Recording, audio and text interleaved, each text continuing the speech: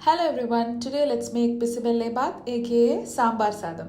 We need 1 cup rice, 3/4 cup tur dal, vegetables of your choice, then some spices, also roast red chili, chana dal, pepper and some coconut.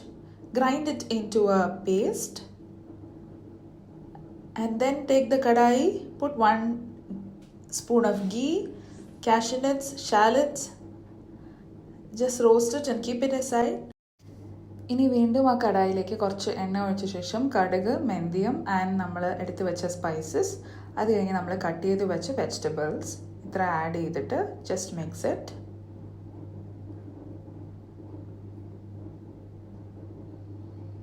കുറച്ച് മഞ്ഞൾപ്പൊടി and ഉപ്പ് also നമുക്ക് ഈ സ്റ്റേജിൽ add ചെയ്യാം.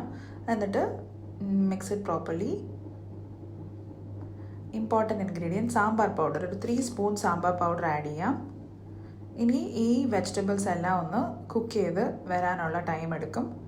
അതൊന്ന് കുക്കായി വരുമ്പോഴത്തേക്കും നമ്മൾ നേരത്തെ വെച്ചിരുന്ന കുറച്ച് പുളി വെള്ളം ഇതിൽ ആഡ് ചെയ്യാം. സോ ഇതെല്ലാം കഴിഞ്ഞിട്ട് നമ്മുടെ കുക്കായിട്ടുള്ള റൈസ് ആൻഡ് പരിപ്പ് ഒന്ന് മാഷ് ചെയ്ത് കൊടുക്കാം. Bisibele bath always taste better when നന്നായിട്ട് മാഷ് ചെയ്തൊരു ഇതാവുമ്പോൾ മാഷ് ചെയ്ത് നമുക്ക് റൈസ് ആൻഡ് പരിപ്പ് ഈ കുക്കായ വെജിറ്റബിൾസിലോട്ട് just add it and mix it properly.